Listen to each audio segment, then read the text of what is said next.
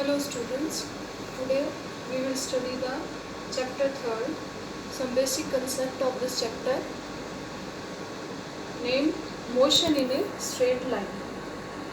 What is motion? As you have learned in the 9th class में आपने इसके बारे में पढ़ा है, गति के बारे में आपने पढ़ा होगा।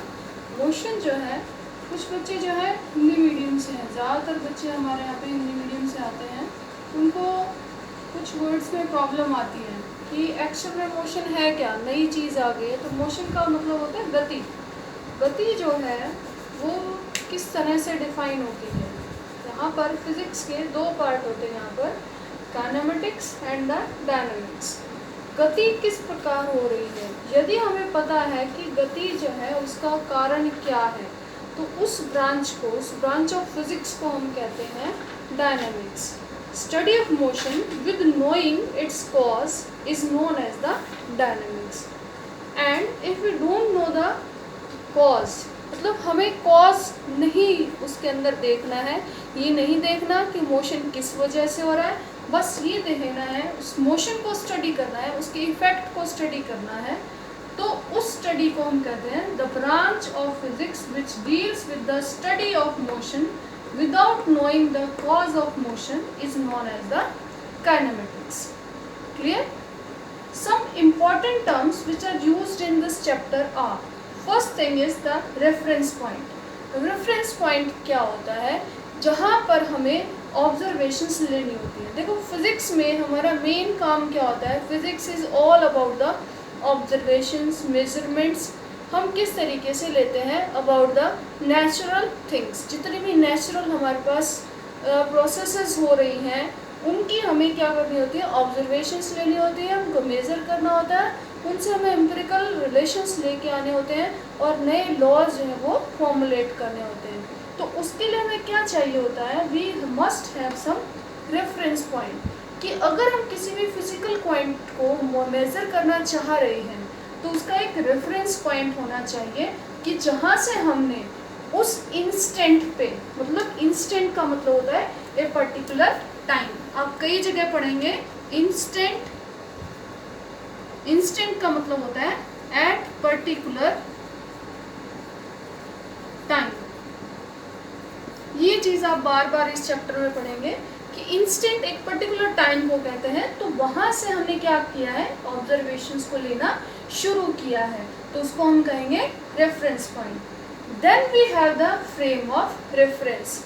फ्रेम ऑफ रेफरेंस क्या होता है कि एक ऐसा माहौल का मतलब होता है कि उसमें हमारे पास डायमेंशंस होती हैं, हमारे पास फिजिकल क्वांटिटीज जो है वो डिफाइंड होती हैं कि हमें किन किन चीज़ों को मेज़र करना है, और उसको हम कहते हैं फ्रेम ऑफ रेफरेंस। उसका एक रेफरेंस पॉइंट होता है, जैसे हमने यहाँ पर लिया है 3 कोऑर्डिनेट सिस्टम। जब हम लेते हैं then we have the 3 axis.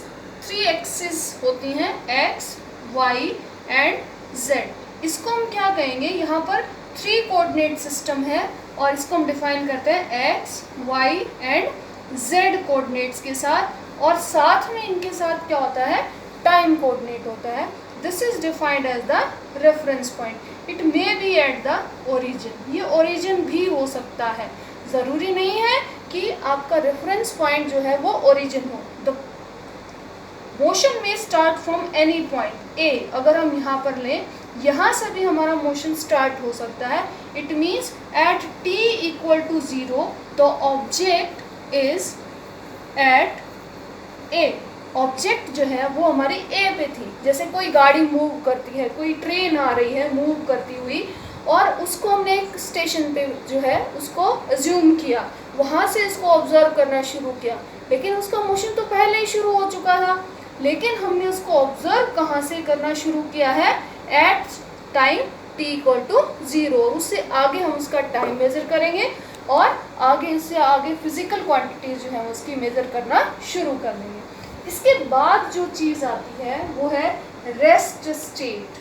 हम स्टेट ऑफ रेस्ट किसको कहेंगे, it is defined from the reference point. जो भी हमने रेफरेंस पॉइंट लिया है, अगर रेस्ट स्टेट जो है उसको हम कहाँ से डिफाइन करेंगे, रेफरेंस पॉइंट से डिफाइन करेंगे। और रेफरेंस पॉइंट जो है it may be the origin और it may be at the instant we start the observation, जहाँ पे हमने ऑब्जर्वेशंस लेनी जो है वो शुरू की है। Then what will be the state of motion. हम मोशन किसे कहेंगे? मोशन जो है it is the change in the position from the reference point. जो भी हमने रेफरेंस पॉइंट लिया है वहाँ से जो पोजिशन में चेंज आएगा of the object, that is known as the motion. Next point is the path length. Path length किसको कहेंगे?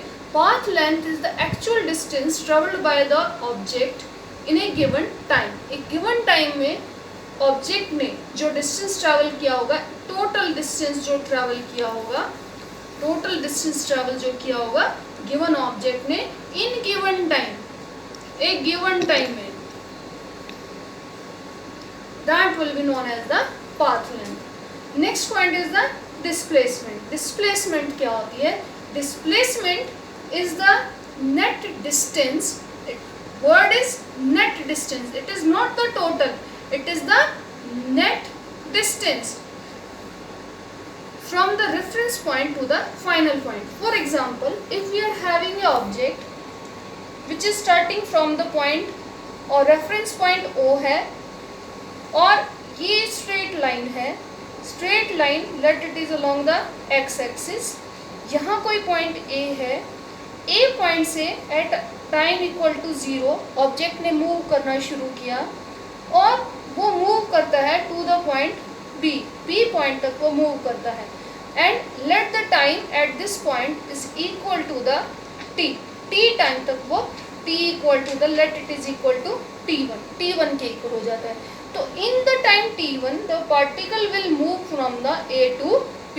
तो जो टोटल डिस्प्लेसमेंट हुई है यहाँ पर वो कितनी हुई है? A to B। But if particle move from A to B and then back to the A, then net displacement will be 0। Net displacement जो है वो 0 हो जाएगी। लेकिन अगर हम यहाँ पर देखें टोटल पाथ लेंथ जो इसने ट्रेवल की है वो कितना होगा? Path length will be equal to the A to B plus from B to A and it will be equal to twice of the AB। इसका दुगना हो जाएगा। ठीक है, क्लियर है? और यही बेसिक डिफरेंस होता है between the displacement and the path length. Path length is also known as the distance. इसको हम जो है डिस्टेंस भी बोलते हैं और दोनों के यूनिट्स जो हैं वो सेम होती हैं। SI unit of the distance and the displacement will be the metre. Metre जो है इसकी SI यूनिट्स होती हैं एंड डायमेंशंस जो है इसकी they will be the L। Dimensions जो है वो L होगी। ओके।